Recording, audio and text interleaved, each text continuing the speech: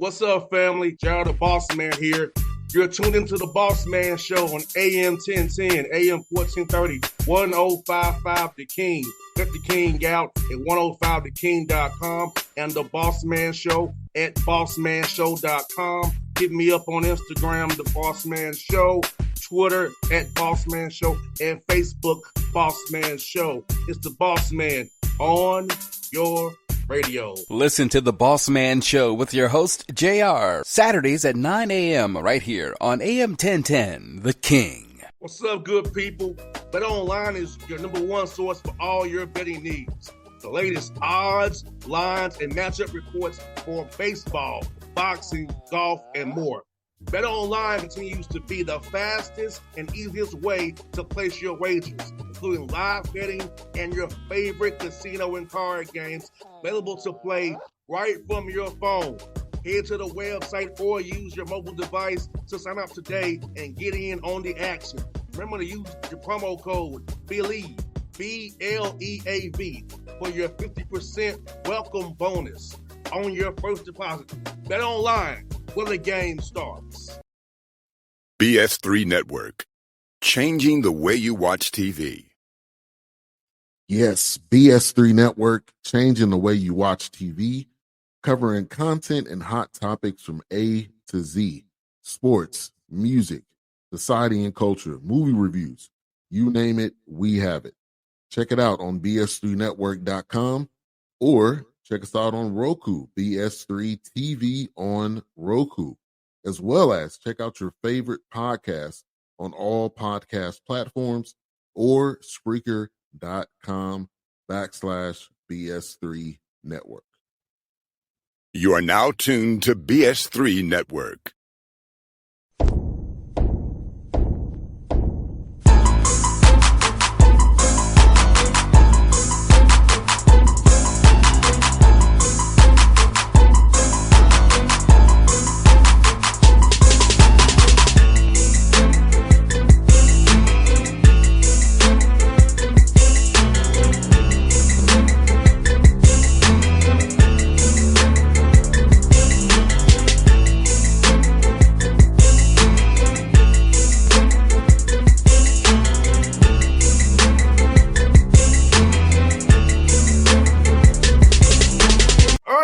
Back here on the Bossman Show, going out to Flagstaff, talk to Coach Brian Wright, Northern Arizona Lumberjacks, out of the Big Sky. Coach, how things out there in Flagstaff today, man? Things are great. Sunny and great summer day up here on the mountain. I hear that, Coach. Coach, I'm going to ask you, man, what about this position coming to Northern Arizona when you got hired this past winter here? What about this program really stood out to you that you want to come join this and help take this program over, man? Well, a couple things. Number one, it was the people, the athletic director, Mike Marlowe, Yuri Farkas, the deputy chief athletic director, and just their vision for football and athletics in general, really started it off for me and their passion to see this thing grow and become a championship football program. And then their commitment to that with a brand new facility. We have a brand new athletic facility here. It's called our High Performance Center for all athletes. And we've got a beautiful facility there. But with not only that, they staffed it extremely well as far as our support staff goes, our athletic trainers and academic support and strength coaches.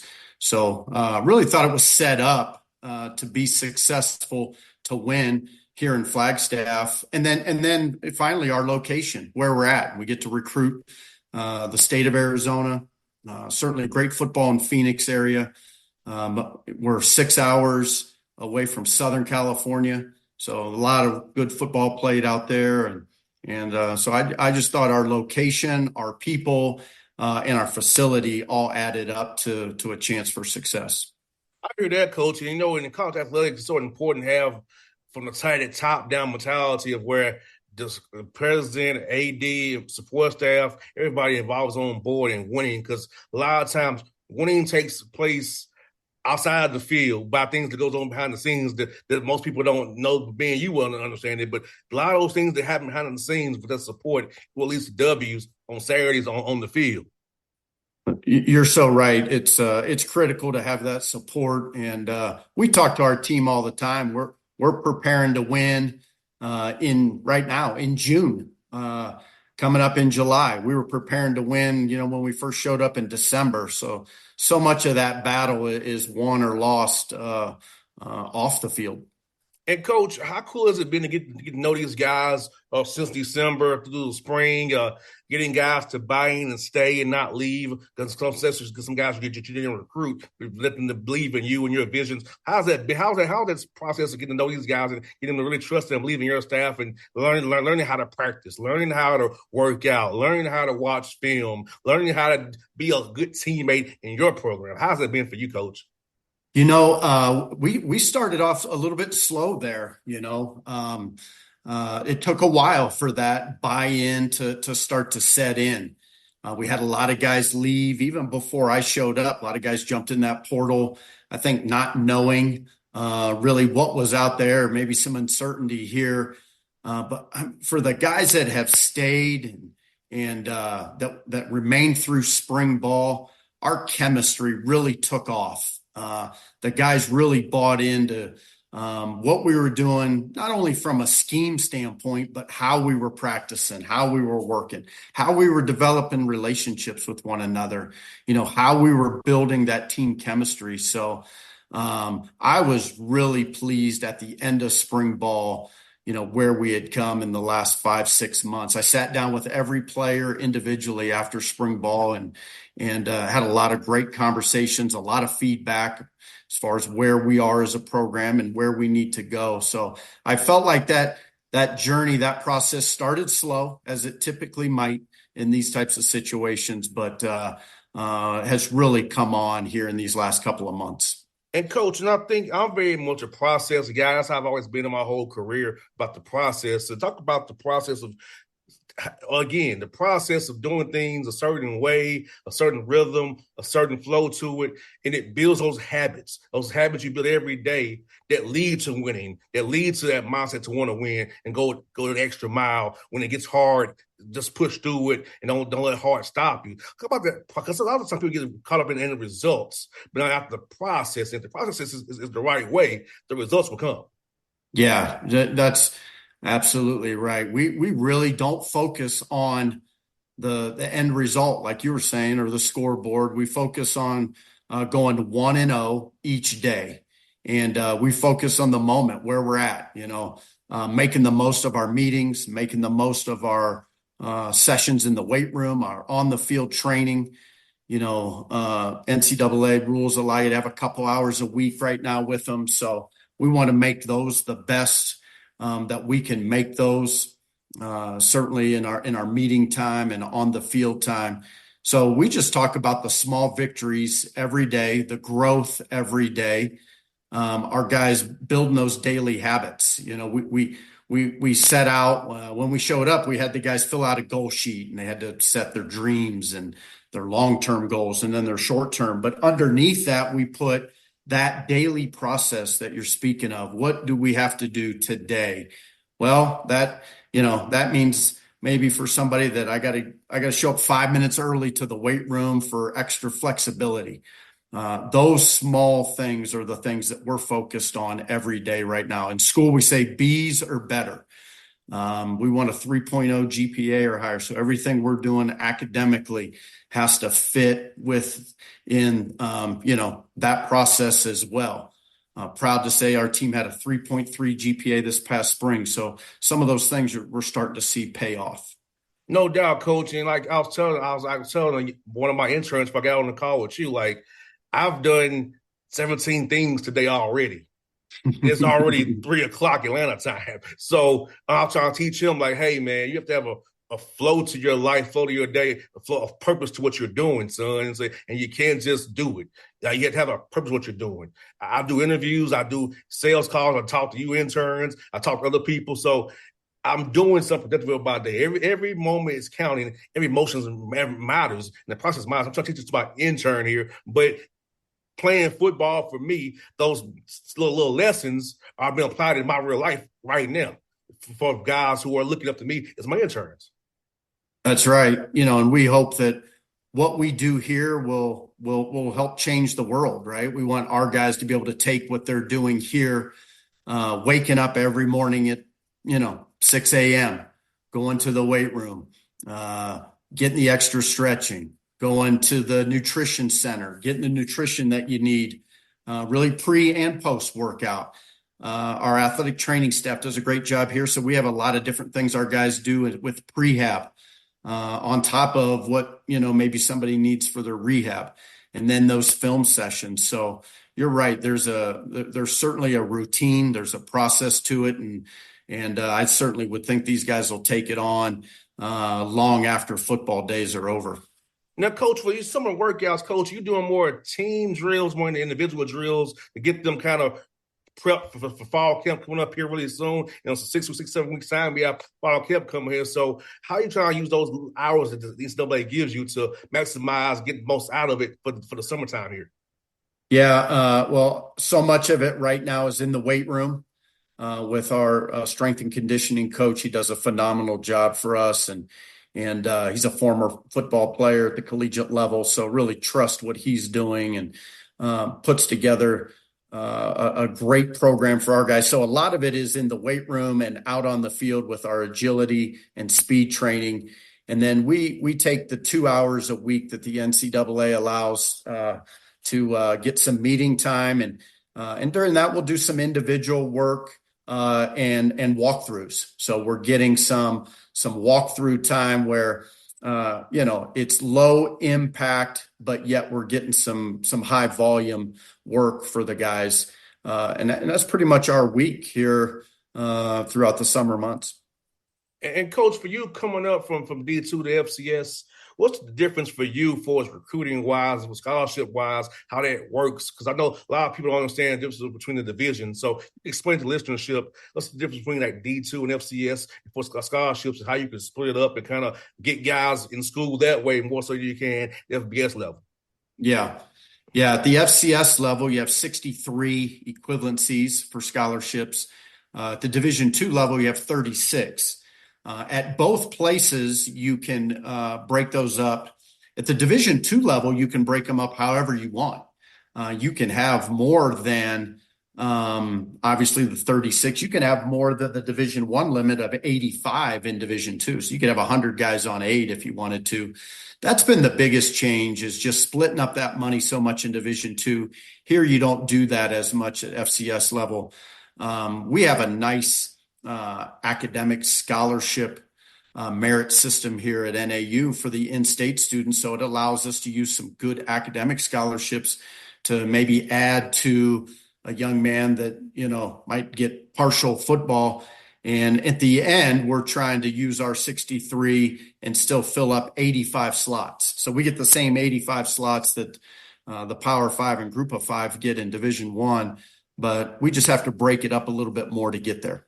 No doubt. And Coach, for you, in this whole world of portal, I call it speed dating, Coach. So how do you go about trying to vet a young man in 2 or 3 weeks and try to figure out if he's a good fit with your staff? So how does that work as for you and your staff trying to figure out, hey, is he really about the right things for the team, or is he about the type of shoes we wear, or who's our brand? Talk about that, Coach. This whole new world we in, man. Boy, it is a whole new world, and it's tough for me. My dad always told me to measure twice and cut once. So all throughout recruiting for me, it was making sure that we're doing our homework on our guys. And for typical high school recruiting, you get to know a kid for a year, 2 years, sometimes 3 years. You get to know this individual, and you're right. The speed dating thing is really difficult. Our staff did a great job of making phone calls, trying to do our homework in a day sometimes, or a week or 2 weeks when we're making decisions on kids. We asked our athletic training staff to make phone calls to maybe a previous institution where the young man was, and find out some medical history and what kind of worker he is in the athletic training room. Our strength coach did the same thing.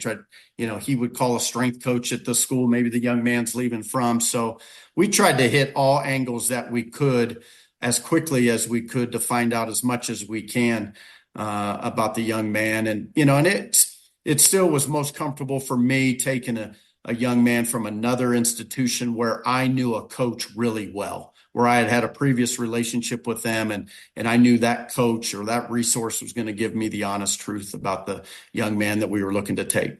No doubt. And Coach, you're in a heck of a conference, man. The Big Sky, a lot of playoff appearances out there. I know Montana State does a heck of a job out there with Coach Vliegen, and Houston, Washington does their thing as well. So talk about this tough conference you're in, but the fun and competition of that high level to go against that every weekend and show what this team's all about.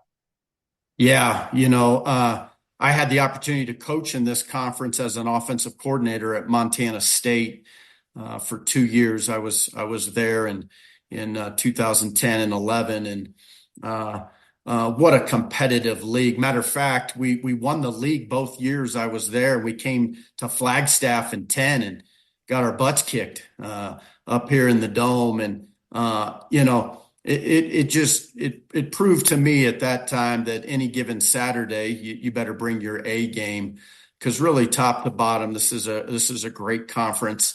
The University of Montana just last year going to the national championship game and battling South Dakota State in the title game. So you've had the traditional powers of Montana State lately. Weber State made a great run the last few years.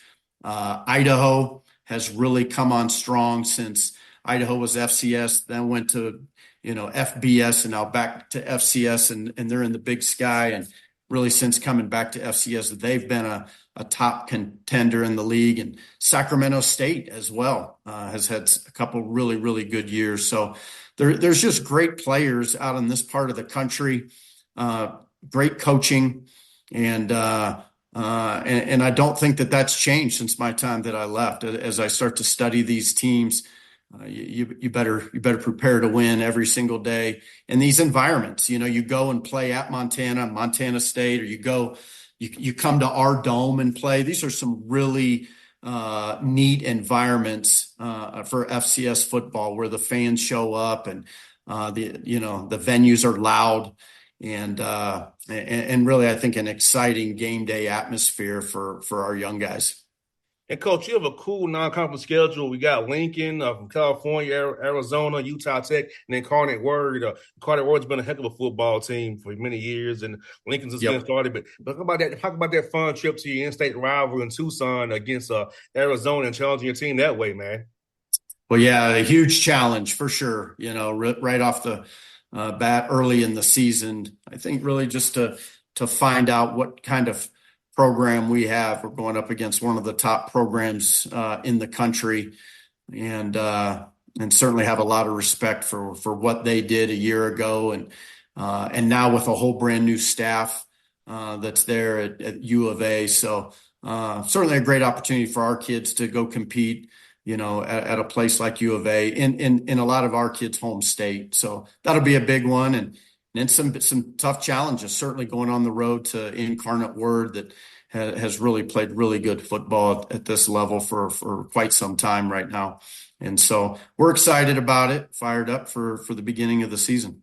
And Coach, if you ask his coach, at what point in your life and your journey you decided you want to get into coaching? When did that blood go off in your head? This is going to be your life's path. Probably when I graduated from college and I went out and worked at a bank. And I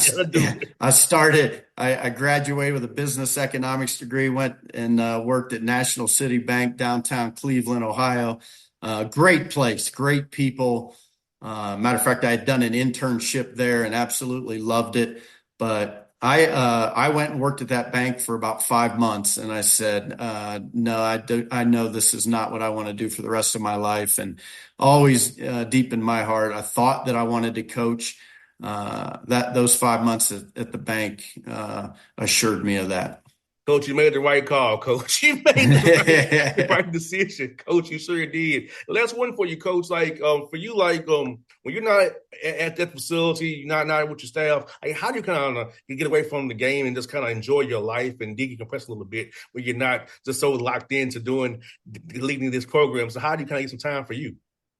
Yeah, that's usually spent with the family. I have a wife and 3 kids, and all 3 kids very active in athletics.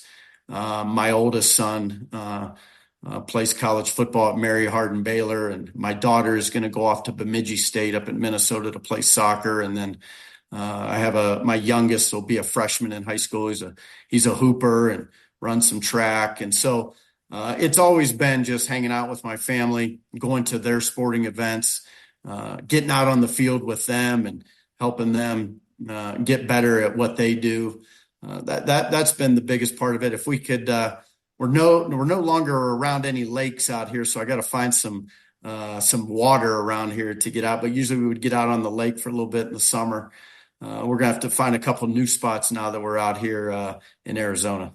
I never said, Coach. Coach is funny. Like, my dad was a coach. I got little children around me, and I have to resist sometimes, Coach, getting too involved because Yeah. I want to tell the coach some schemes. I'm like, let me just do this, but I have to hold back, Coach. It's not my world. So I have to sit back and just let them coach my kid. But like, I want to get involved sometimes, Coach. Was that hard for you, man? Because I know it's hard for me. At times it can be, yes. That's why I found myself sitting way far away sometimes from the field. And when I would go to my son's games, I would try to sit back in the end zone somewhere away from all the folks and away from all the comments and all that. But we've been very fortunate really to have some really good coaches in my kids' lives. So that part's been fun. It was funny, Coach, though. My dad's a coach. I played too. So me and my dad are watching the games. We're talking high level stuff, right? So the kids are going back, taking the high levels that we're talking about to the coaches. I said, "Don't do that. Don't do that." What me and your granddad talk about, don't take it back to your team. So open their heads. Yeah. A lot of experts out there, right? Yeah, like, don't do that. Hey, you're 8 years old. We don't have to worry about certain concepts. Yeah. We don't do that. You're 8, son. Yes, Coach, but I tell you, it's fun, though. It's good. But I'm happy that he's that deep into it. He listening with me, his granddad is talking about. So it's like he's listening. So I know he's starting to click and he loves it, because he's talking to us about inside zone, outside zone, so he's hearing us talk about these stuff. So it's like, oh, you listening for real? When we were at Florida Atlantic, and my oldest was playing flag football, he was a quarterback. We were down in Boca Raton, and his flag football coach decided to let him call his own plays since he was a coach's son. And I was like, please don't do that. Please don't. He'll be ruined for life. He gets to call his own plays when he's 7 years old in flag football. Yes, sir, Coach. We know it's fun. It's fun that we do this, man. Play this great game and teach us so much, Coach. And Coach Wright, I'm thankful to have you on the show today, man. I'll do it again real soon. It's good to chat with you. I had Coach Burkhardt on the show as well, so showing you guys some love out there in Northern Arizona. So everything you need from me, Coach, I'm glad to help you guys any way I can. We'll come on the show and promote something.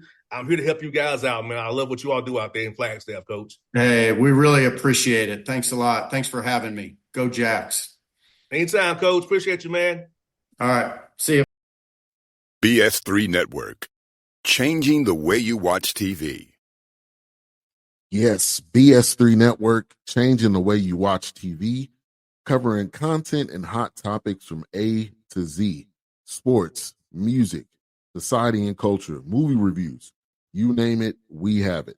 Check it out on bs3network.com or check us out on Roku, BS3 TV on Roku, as well as check out your favorite podcast on all podcast platforms or Spreaker.com/BS3 Network.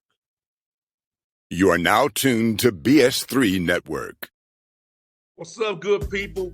Bet Online is your number one source for all your betting needs. the latest odds, lines, and matchup reports for baseball, boxing, golf, and more. BetOnline continues to be the fastest and easiest way to place your wagers, including live betting and your favorite casino and card games available to play right from your phone. Head to the website or use your mobile device to sign up today and get in on the action. Remember to use your promo code BELIEVE, BLEAV, for your 50% welcome bonus on your first deposit. BetOnline, where the game starts. What's up, family? Jared the Bossman here. You're tuned into the Bossman Show on AM 1010, AM 1430, 1055 The King.